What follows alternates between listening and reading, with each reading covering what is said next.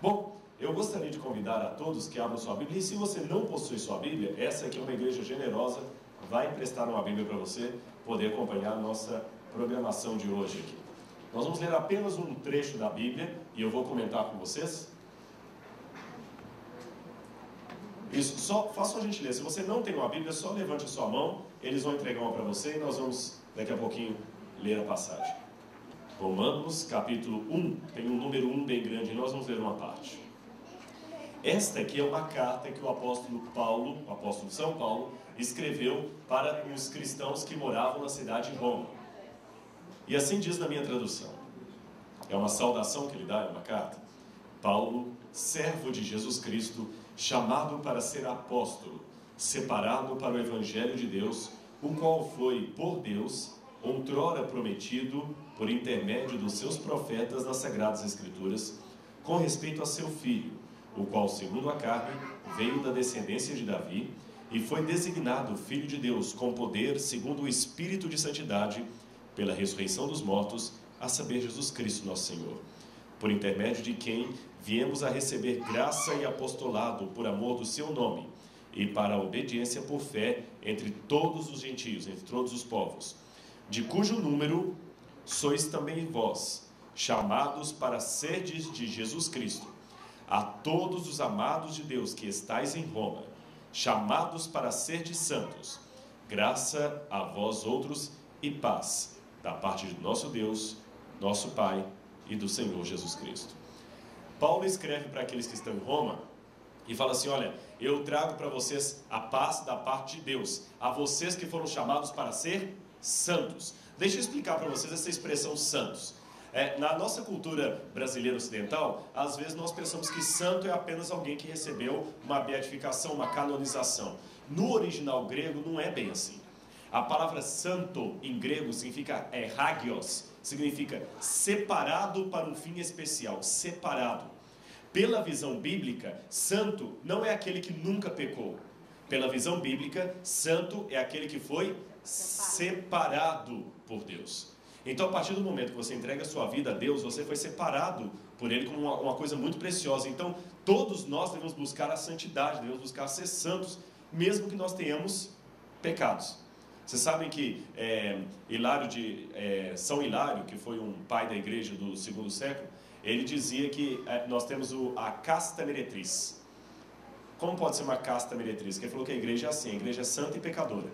Isso que ele quer dizer, a igreja é santa e pecadora, porque ela é constituída de pessoas que sabem as suas falhas, mas mesmo assim querem ser aceitas por Deus e Deus as aceita. Eu vou ilustrar isso com uma historinha e você vai compreender o que eu quero dizer.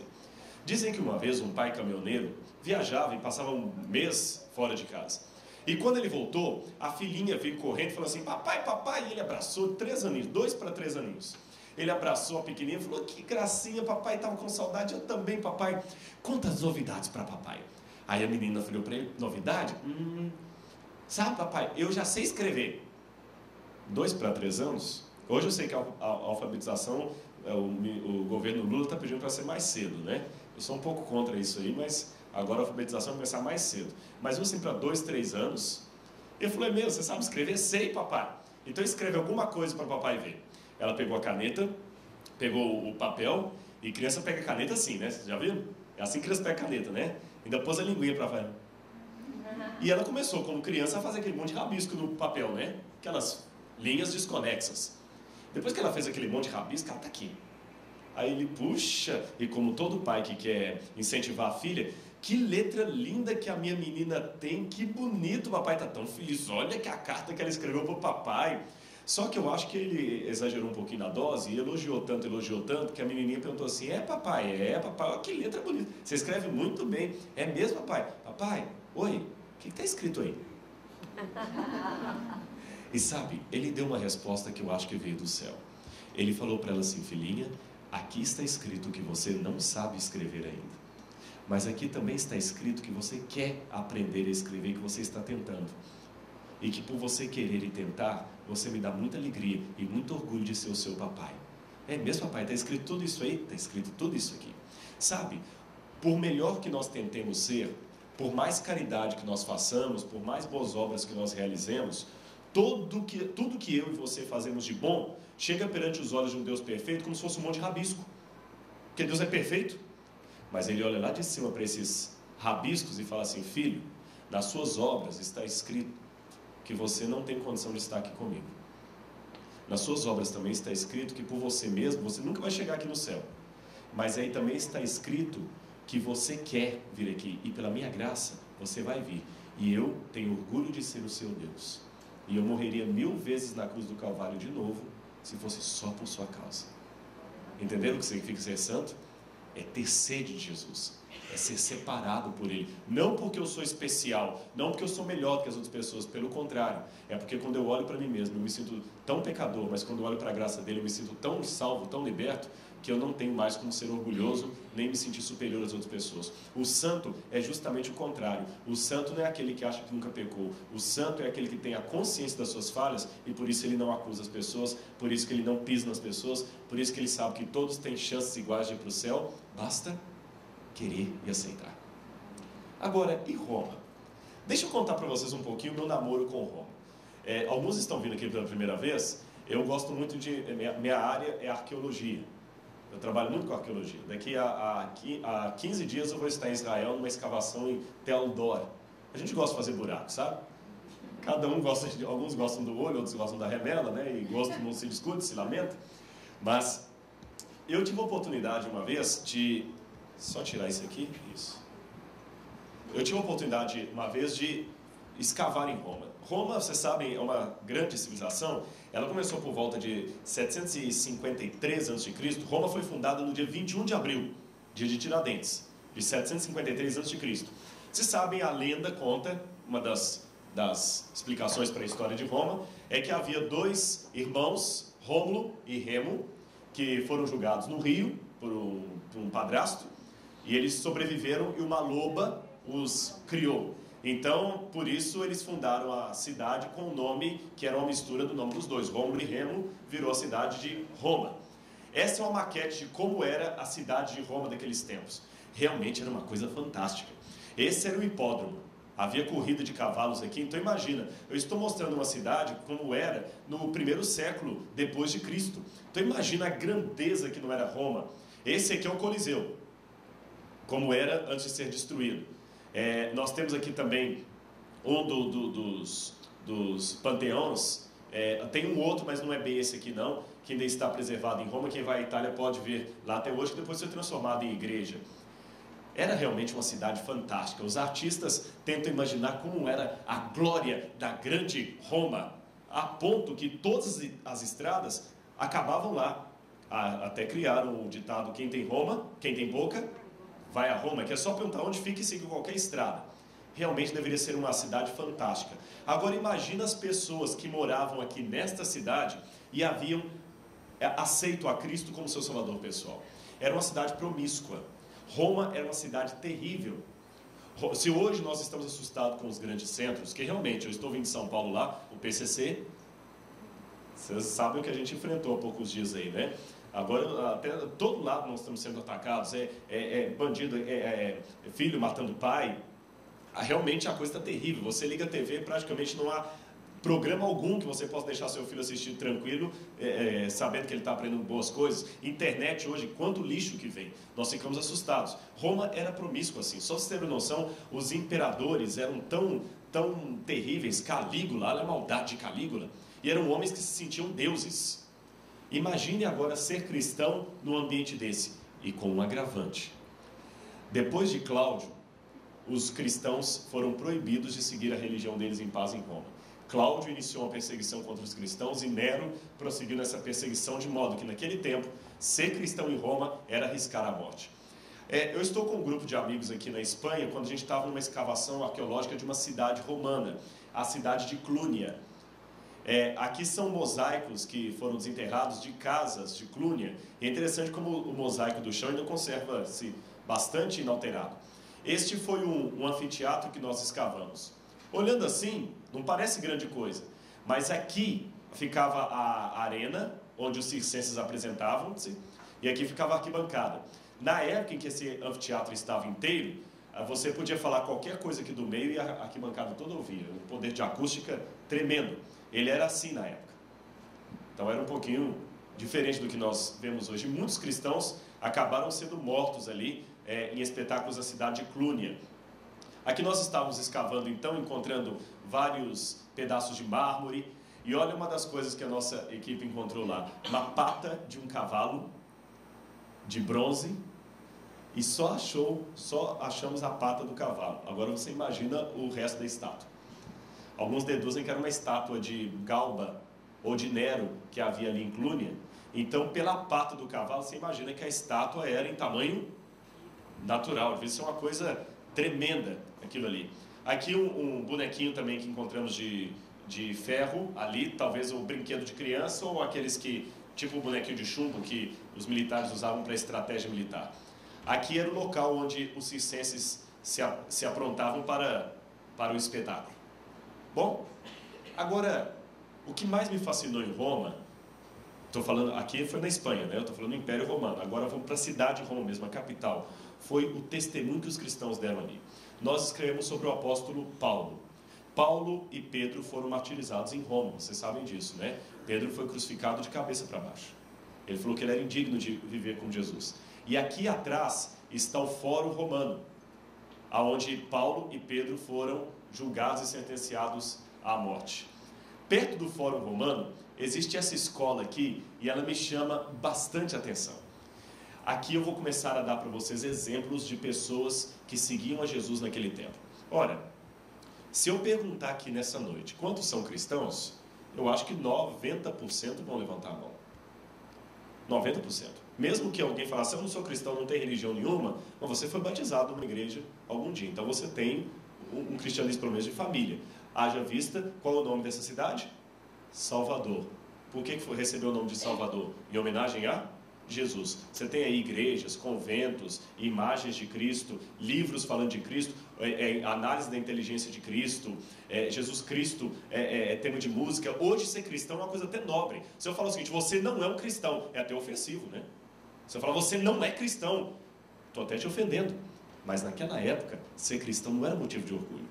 Nessa época, quem quisesse ser cristão era condenado à morte.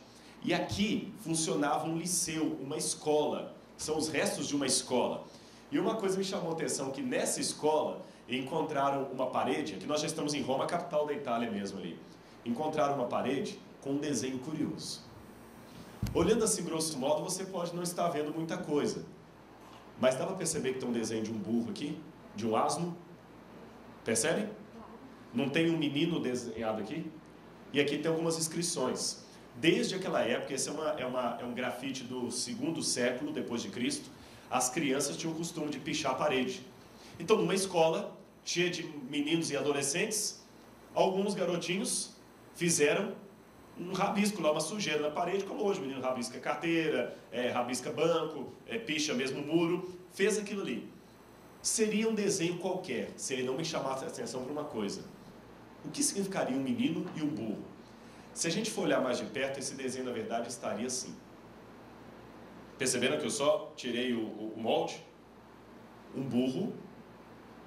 E que curioso, esse burro está crucificado.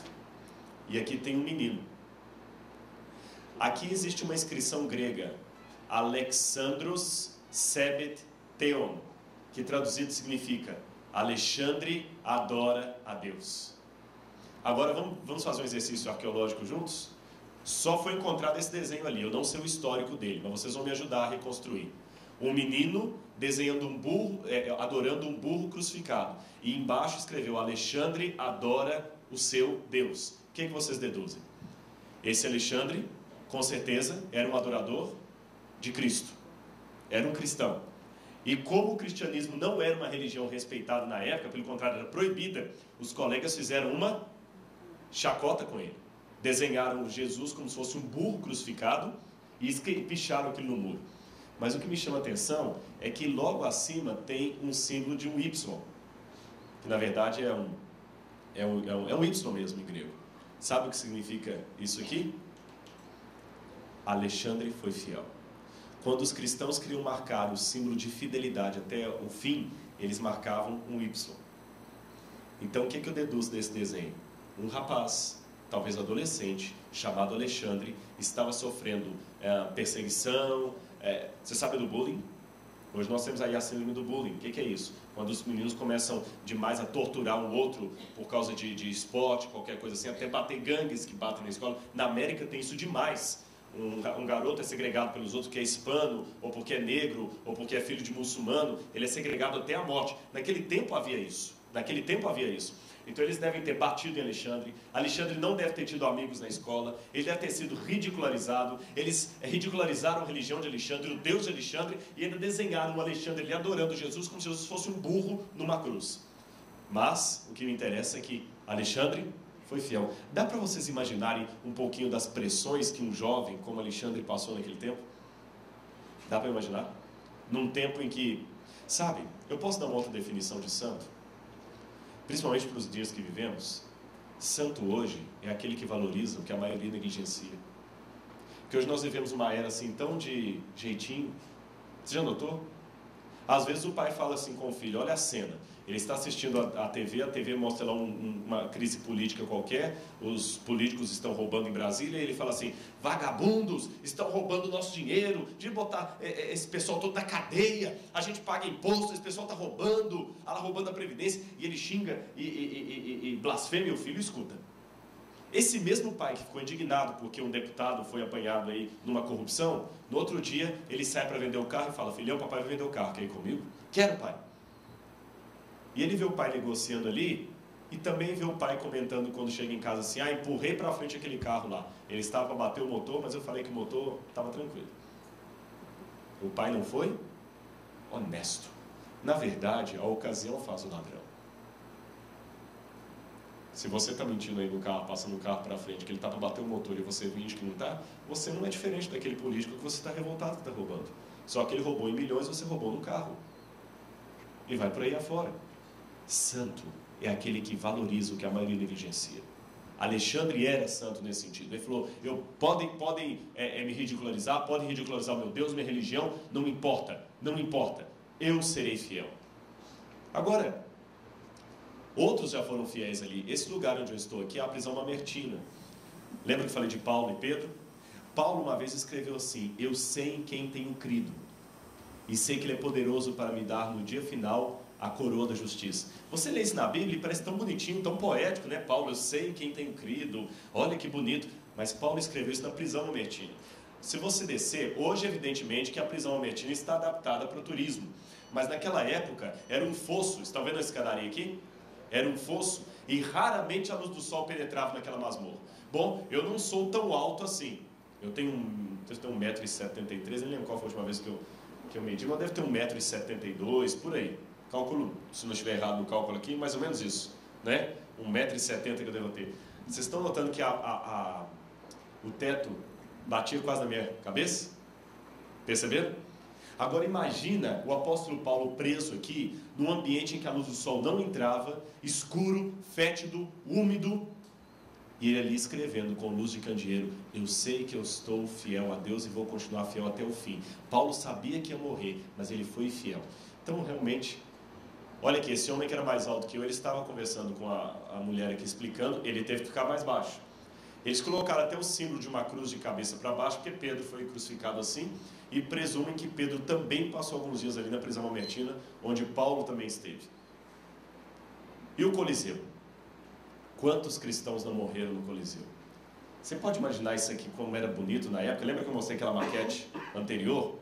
Hoje você visita o Coliseu ali com outros turistas, vê o Arco do Triunfo, mas mal dá para imaginar como é que naquele tempo pessoas eram mortas aqui. Eu não sei dizer ao certo quantos telespectadores cabiam nessas arquibancadas, mas eram várias centenas. Imagina isso aqui lotado, gente. O público não via esse fosso aqui não, viu? Isso aqui ficava tudo coberto por madeira. Esse fosso era o subsolo. Então aqui embaixo era onde as pessoas trocavam de roupa. Os gladiadores trocavam de roupa, havia jaulas dos animais. Então o público não via isso aqui. Isso aqui era completamente coberto. Não sei quando assistiram aquele filme O Gladiador, em um determinado momento lá, eles levantam uma portinhola do chão e sobem dois animais. Era assim que funcionava. Eles ficavam nesse subsolo, o povo não via. E lá estava o povo, gritando, ensandecido, porque eles queriam ver sangue. Era isso aqui mais ou menos o Coliseu na época. E aqui havia então gladiadores lutando com animais, a tribuna do imperador, pão e circo era o que os romanos davam para todo mundo. Daqui a pouquinho, a multidão, já não contente em ver só briga, começou a gritar: tragam os cristãos! Tragam os cristãos! Imagina jogarem os cristãos ali para serem mortos da pior maneira que você pode imaginar. Hoje é fácil vir a uma igreja. Hoje é fácil dizer: eu sou membro de uma igreja, eu sou adventista, eu sou católico, eu sou batista, eu sou presbiteriano. Eu sou cristão. É até fácil. Naquela época, se você dissesse isso, você estava dizendo: eu quero morrer. Hoje dizer eu sou cristão é até colocar-se como uma pessoa de bom caráter. Naquela época dizer eu sou cristão era dizer: eu quero morrer. Imaginem quando o imperador trazia, e como acontecia com os gladiadores, só que nessa hora o cristão não tinha chance de defesa. Ele mandava aquele gesto de assassinato, de matem. E vários cristãos foram mortos aqui. Querem ver uma coisa curiosa que eu tirei de alguns desses lugares? Aqui, como eu falei, havia os gladiadores e havia também os cristãos. Isso aqui é um mosaico de uma das casas. Lembra que eu falei com vocês lá em Clunia, que a gente limpava as casas? E esses mosaicos, eles costumavam ter, o mosaico de um banheiro, eles costumavam ter cenas dos espetáculos do Coliseu. E uma cena me chamou a atenção. Estão vendo aqui o mosaico? Estão vendo aqui? O que será essa cena? O que vocês deduzem? Olha aqui. Aqui são gladiadores brigando com animais, mas animais porque eles punham para brigar, tipo galo de rinha, então eles punham 2 animais bravos para lutarem até a morte. Mas essa aqui me chamou a atenção. Um mosaico silencioso, piso de um banheiro, mas mostrava o quê? Alguém sendo atacado por um tigre. Talvez mais um cristão. Daqueles muitos que foram martirizados para que hoje você tenha o direito de ler sua Bíblia em paz. Tem muito sangue na história desse livro aí. Pessoas que pagaram com a vida para que a Bíblia chegasse até a sua mão hoje. Bíblia que muitos de nós às vezes nem damos valor, né? Fica numa estante lá, numa prateleira, de qualquer maneira. Muito sangue rolou para que essa Bíblia chegasse até aí. E eu quero contar para vocês 2 historinhas aqui antes de a gente passar para o batismo. A primeira delas foi de algo que me fascinou lá em Roma, que foram as catacumbas de Roma. Eu vou contar essa história para vocês. Flávia Domitília era sobrinha do imperador Vespasiano. E muitas mulheres da nobreza estavam se convertendo para o cristianismo no primeiro século. Muitas. Flávia Domitília também se tornou cristã. Só que naquele tempo havia uma coisa curiosa. Os cristãos não tinham o direito de serem sepultados de maneira normal, porque a religião era proibida. E os romanos não tinham também o costume de sepultar, eles cremavam as pessoas. Os cristãos não gostavam muito de cremar naquela ocasião, porque tinham medo de atrapalhar a ressurreição final. E eles queriam um sepultamento digno.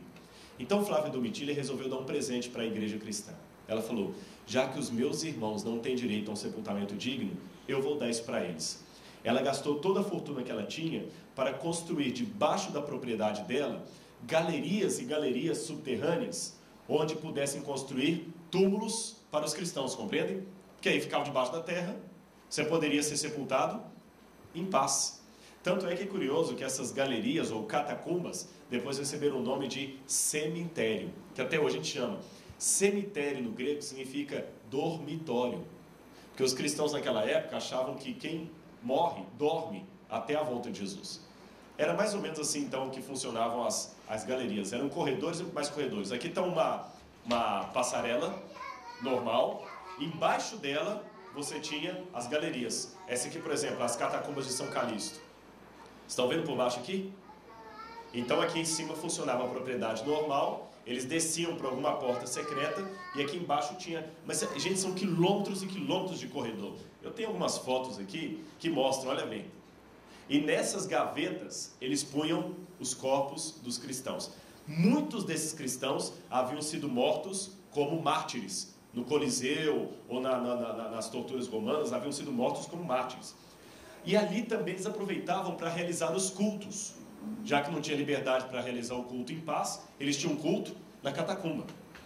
Agora, raciocina comigo um pouquinho, olha para mim. Imagina só, no ambiente de tortura, de pressão psicológica e emocional, onde você tinha todo motivo para perder sua fé. Como era a fé dos cristãos naquele tempo? Entenderam a minha pergunta? Hoje alguém aqui foi proibido de vir aqui, a polícia parou, está indo para a igreja, vou te prender? Não. Temos liberdade religiosa no Brasil, não é isso? Temos liberdade religiosa. Ninguém aqui é proibido de ir a uma igreja. Ninguém aqui é proibido de fazer uma igreja. Se você quiser abrir uma igreja na sua casa, você abre. Ninguém vai proibir. Mas é interessante que mesmo com tanta liberdade religiosa, como nós negligenciamos às vezes a religião, né? Vou contar uma historinha para vocês. Imaginem que houvesse uma cidade onde as pessoas de repente descobrissem, quem conta essa história é Philip Yancey, as pessoas descobrissem que não existe Deus nem juízo final. Raciocina comigo um pouquinho. Imagine uma cidade, vamos dar o nome dela de Assirema, cidade de Assirema.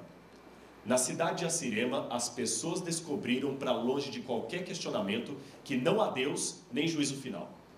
Como deveria ser o comportamento das pessoas sabendo que não há Deus nem juízo final? Que a vida é só essa, só essa. Você viveu, morreu, acabou. Entendeu? Não tem mais nada depois. Como é que seria o comportamento das pessoas nessa cidade de Assirema? Bom, eu presumo que elas iam aproveitar bastante essa vida, porque afinal de contas essa vida é a única. Não tem Deus, não tem juízo final.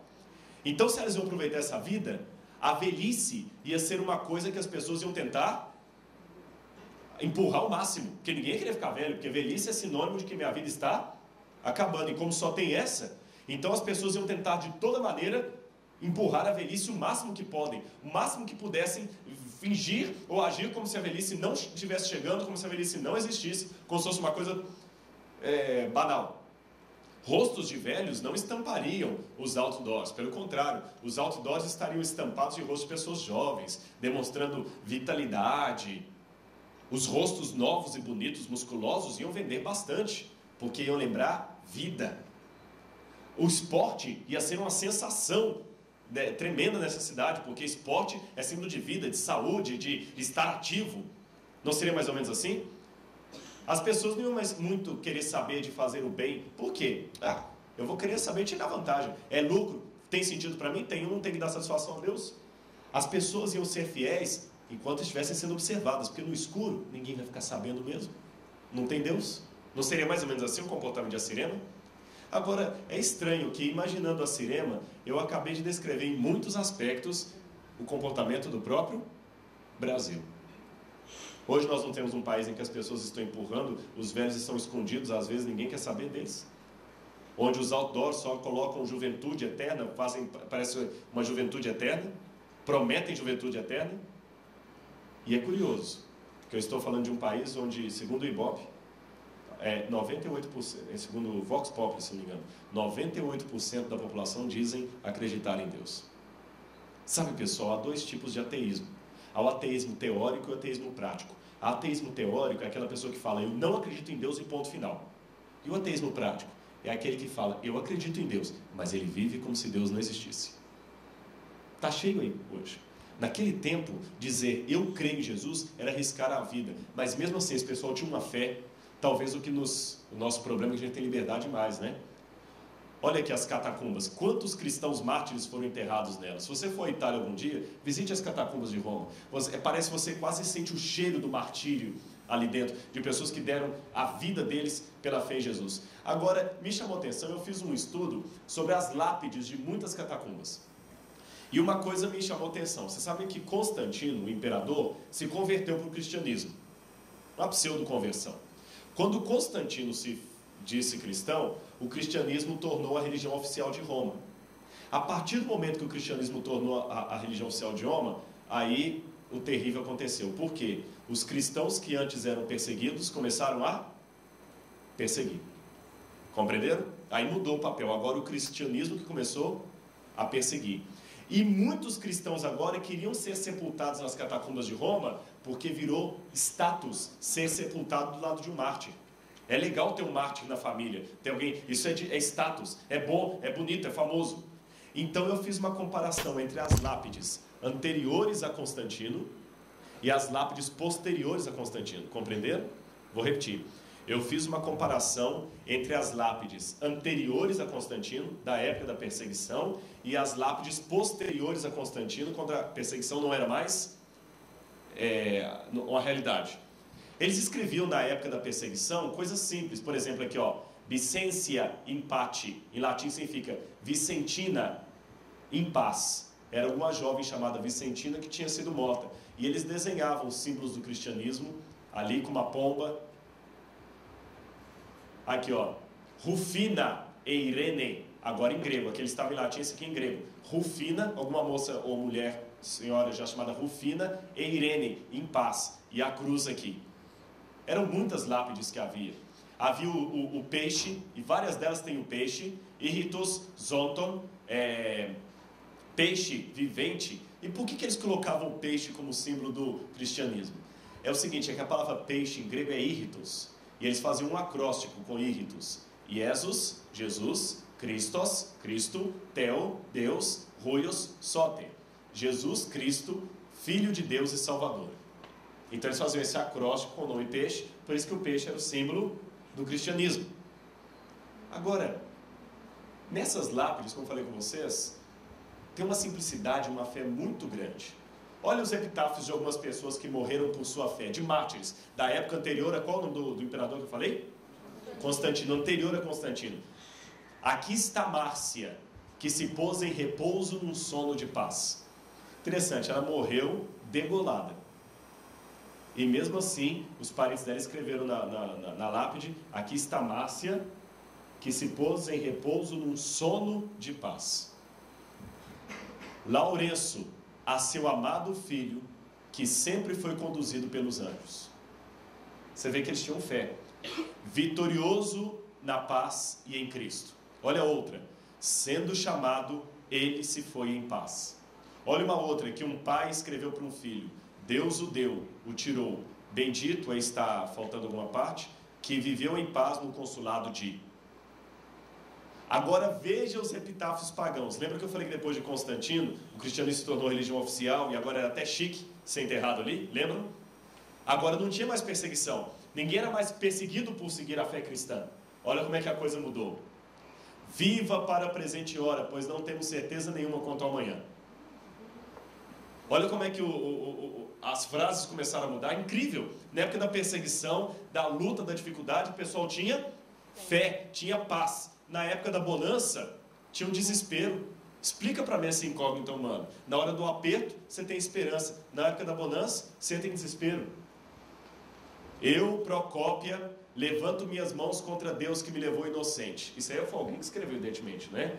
Ela viveu 20 anos. Próculos erigiu este. Próculos deveria ser parente dela, alguma coisa. Era uma vez e eu não era. Agora já não sou nada. E já não resta nada de mim. Esse aqui pediu para escrever uma coisa até para amaldiçoar quem passasse. Olha, você que passa, aproveite para me amaldiçoar, já que não posso te responder à altura. Caius Július Maximus, 2 anos e 5 meses. Ó infortúnio implacável que te deleitas na morte cruel, por que me foi arrancado tão repentinamente aquele que se reclinava no meu colo? Esta pedra agora marca o seu túmulo, eis a sua mãe. Vocês compreenderam a diferença dos primeiros epitáfios para os últimos? Durante a perseguição, o pessoal pressentia mais fé, mais fervor, mais entusiasmo, mais esperança. Agora, o pessoal só sabe amaldiçoar Deus, reclamar de tudo. Está tudo ruim, está tudo mal, que desgraça. Por que isso? A perseguição, pessoal, prova aquilo que nós somos e prova aquilo que nós não somos.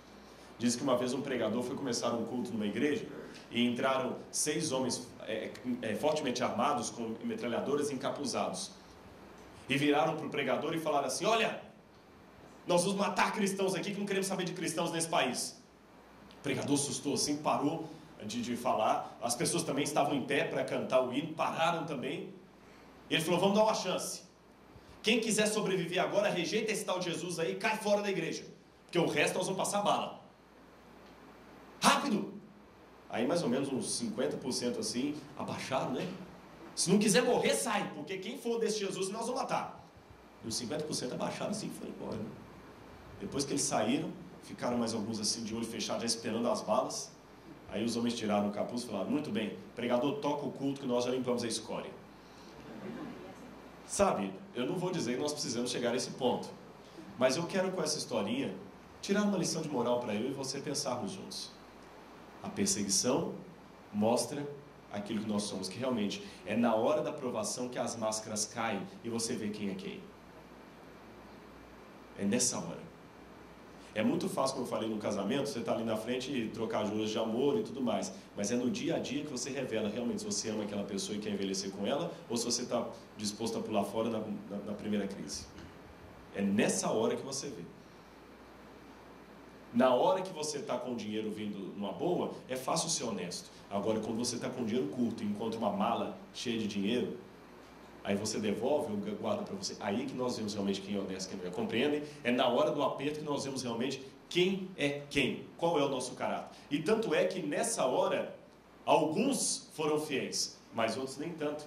Olha que tristeza essa página que encontraram aqui, que hoje está no Museu do Vaticano, e que mostra uma família que preferiu rejeitar Jesus para não ser perseguido.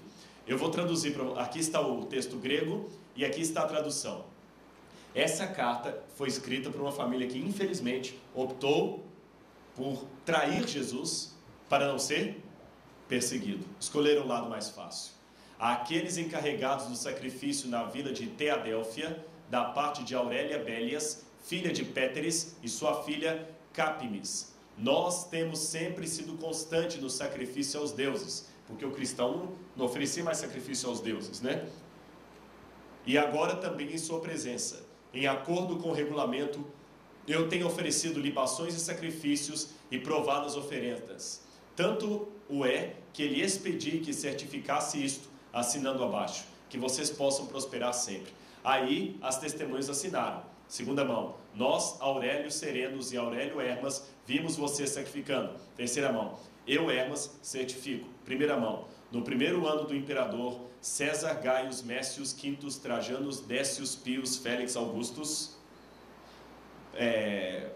Pauim, 27, um livro da perseguição de Décio em 250 d.C. Para não serem perseguidos, resolveram ceder à pressão e adorar o imperador.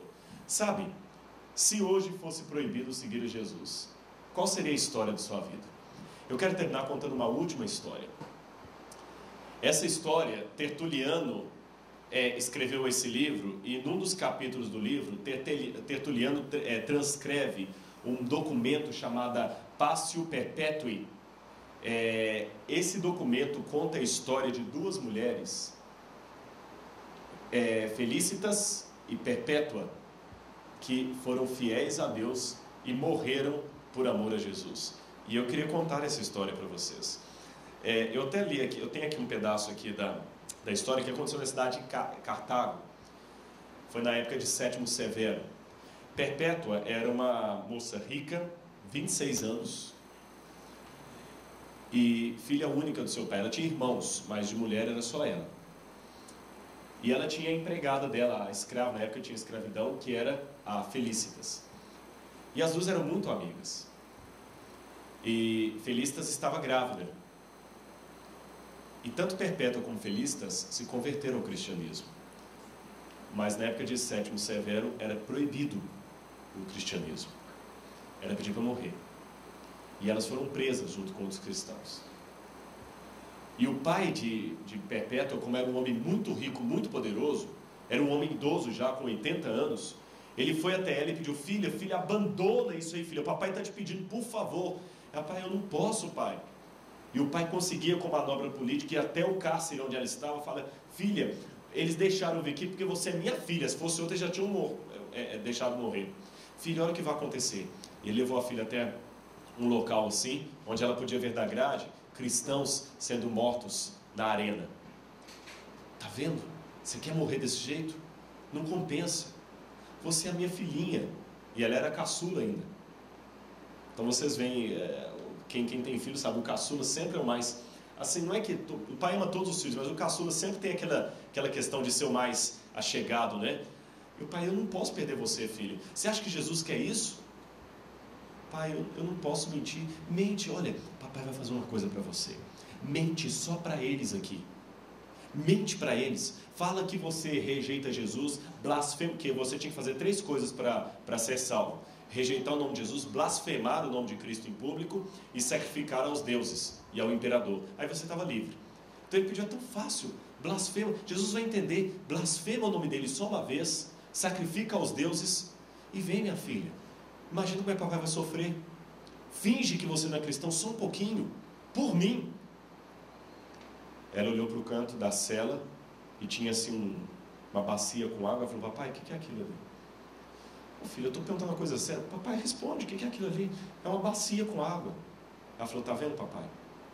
Se eu disser que aquilo ali é uma ave, o senhor não vai acreditar. Porque, por mais que eu fale que é uma ave, todo mundo sabe que é uma bacia com água. Papai, eu sou cristã. Por mais que eu tente falar outra coisa, Jesus já mudou minha vida de tal maneira que todo mundo que olhar para mim sabe que eu sou apaixonada por Jesus. E pai, ele não me negou na cruz do Calvário. Doeu para ele também morrer na cruz do Calvário pelos meus pecados. Ele podia ter dito não, era mais cômodo, era mais fácil, mas ele preferiu morrer por mim. Como eu posso negá-lo agora, pai? O pai nervoso deu um tapa no rosto dela. Você quer morrer? Perdeu a paciência e falou, pai, eu amo o Senhor, mas eu amo mais a Deus. E 2 dias depois daquilo, os soldados vieram e levaram Felícitas e Perpétua para a arena. E lá aconteceu realmente o martírio das duas. Eu vou ler para vocês um pedaço do trecho que Tertuliano conta, que foram descritos por alguém que estava lá no dia. Isso aconteceu no ano 283 depois de Cristo. Isso foi relatado por alguém que estava lá e presenciou essa cena. Ao lado dos cristãos e de sua escrava Felícitas, também convertida, Perpétua entrou na arena cantando um hino. Quem primeiro teve que enfrentar as feras foram os homens. Foram atacados por um leopardo, um urso e um javali. Um deles, Saturo, ficou tão ensanguentado que os espectadores zombavam. Ele foi muito bem batizado. É porque Saturo, segundo outra parte do texto, ele não havia sido batizado ainda. Ele havia aceito Jesus, mas não tinha passado pelo batismo. E ele não queria morrer sem ser batizado. Então, como ele estava todo ensanguentado, o pessoal começou a debochar. Tá vendo? Agora ele estava comendo, ele já foi batizado de sangue. Perpétua e Felícitas foram atiradas à arena junto com um novilho selvagem, o qual atacou primeiro a Perpétua, ferindo-a e rasgando-lhe a túnica. Vendo que o animal sacudia Felícitas, Perpétua foi em socorro da amiga, recebendo ambas furiosa investida do animal. Os espectadores gritaram, chega! Perpétua pôde contemplar-se, vendo as feridas abertas em seu corpo. Mas, sem sentir dor, louvou a Deus, que tinha mais poder que os perseguidores. Se esses podiam destruir-lhe o espírito, se esses podiam destruir-lhe o corpo, jamais o espírito. Chamou o irmão e pediu que continuasse firme na fé, que desse testemunho aos membros de sua família, que se amassem uns aos outros. Perpétua caminhou corajosamente na arena, dessa vez para ser decapitada. O gladiador, não sendo dos melhores, apenas abriu-lhe mais os ferimentos. Depois de um grito de dor, ela mesma direcionou a espada contra sua garganta, como está ali, e expirou. A repercussão desse episódio foi tamanha. Muitas pessoas queriam conhecer a essência da religião, que era capaz de produzir heróis e heroínas desse nível. Para terminar, eu queria dizer para você uma coisa. Roma foi um instrumento que Deus usou para separar os verdadeiros cristãos dos falsos cristãos, e assim Ele fará nos últimos tempos. Se eu terminar isso aqui assim, alguém talvez poderá sair um pouco mal impressionado. Puxa, pastor, eu pensei que existia uma cerimônia de batismo e só falou de sangue, tragédia, que coisa terrível, eu saí deprimido. Mas deixa eu dizer para você uma coisa. Vocês notaram que hoje, um filme mostrando Arnold Schwarzenegger matando e explodindo faz tanto sucesso? E é tão legal? E ninguém vê mal nenhum nisso. Por que nós não podemos falar do sangue daqueles que deram a sua vida por amor do Evangelho? Talvez o que está faltando e muito hoje na sociedade são pessoas com essa garra. Pessoas que estejam dispostas a morrer pelo que é fiel, pelo que é certo, ainda que caiam nos céus. Graças ao bom Deus, nós temos liberdade religiosa no nosso país. Ninguém aqui está sendo ameaçado de morte por seguir a Bíblia. Mas há outros tipos de provação. Vocês sabem que às vezes os instrumentos mudam, mas o sofrimento é o mesmo, né? Hoje ninguém está sendo atirado à cova dos leões, ninguém está sendo ameaçado de morte, porém, ainda existem problemas. Lembra do Alexandre? Ele foi fiel. Filistas e Perpétua foram fiéis. Paulo e Pedro foram fiéis. E graças a Deus, eu espero que nessa lista, tenho certeza, não tenho certeza, podemos colocar mais 2 nomes. Ricardo e Luísa foram fiéis. Alguém pode talvez estar questionando, mas que coisa louca é essa que 2 jovens fazem de querer se batizar e entrar para uma religião? Sabe como eu respondo isso para vocês? Amor não se entende. Amor não se explica. Amor se vive. Se eu estiver comendo uma fruta muito gostosa aqui que você nunca experimentou, eu posso tentar descrever o sabor dessa fruta para você, mas você nunca vai saber como é. Eu posso escrever um livro sobre o sabor, você não vai saber. Só tem um jeito de você saber: experimentar. Então, amor não se explica. Quem ama de fato, tenta explicar. Se você tem uma pessoa que você ama e você é feliz no amor dessa pessoa, tenta explicar para alguém que não tem como é gostoso amar. Não tem como. Tenta explicar o amor. O máximo que você pode falar para outra assim: olha, experimenta que é bom demais. Há coisas que não se explica, apenas se convida. Experimente e você vai ver. Então, por isso que nessa noite, eu não estou dando nenhuma explicação a vocês sobre o passo que eles estão tomando. Eu só estou te falando, experimenta também. E você vai ver que o amor de Jesus é uma coisa tão grande, tão grande, tão grande, gente, que eu digo para vocês: Deus fez de mim gente. E por isso que eu estou feliz de participar dessa festa com vocês. Vocês não estão enfrentando espadas, nem animais na arena, mas talvez vão enfrentar problemas. Mas sejam fiéis. Ele não vai soltar da mão de vocês. Que Deus abençoe vocês 2. Tá bom? E obrigado por eu poder participar dessa festa com vocês. Obrigado, Pai. Nós estamos agora, Senhor, aqui, de olhos fechados, levando o nosso pensamento a Ti. Aceita-nos, Senhor. Nós estamos aqui desse jeito, machucados, magoados, com dores, com problemas para serem resolvidos. Ai, Senhor, nos ajude. Às vezes a gente olha para o lado, Senhor, e não vê nem o que fazer, nem como fazer. Falta força, Senhor, falta sabedoria. Mas, por favor, Senhor, coloca a Tua mão sobre cada coração aqui nesse momento. E de maneira toda especial, Senhor, nessas 2 preciosidades que saíram da água agora, que a Luísa e o Ricardo, Senhor, recebam as Tuas bênçãos. E que os parentes e amigos deles aqui à frente possam cuidar deles, Senhor, como 2 delicadas plantas do céu. Cuida desses filhinhos, Senhor, eu os entrego aqui. Cuida deles, ó Pai. Não deixa nada acontecer com eles, não. Por favor, Senhor. Cuida desses outros filhinhos que estão aqui também. Cuida de mim. E permita-nos um dia, Senhor, poder fazer uma oração de olhos abertos, porque estaremos no céu com Jesus. Amém. Mas enquanto esse dia não chega, Senhor, proteja-nos e guarda-nos. Nós te amamos muito, Senhor. Amamos mesmo. Do jeito louco, humano, frágil, falho, mas nós te amamos. Obrigado, Senhor. Obrigado por esses irmãos que o Senhor nos dá. Não permita que nós nos decepcionemos. Te amamos, Senhor. Em nome de Jesus. Amém. Jesus abençoe cada um de vocês, tá? Com a graça de Deus. Nós vamos ter uma música final e depois disso eu já vou ter que trocar de roupa. Eu quero cumprimentar cada um ali na saída, tá bom?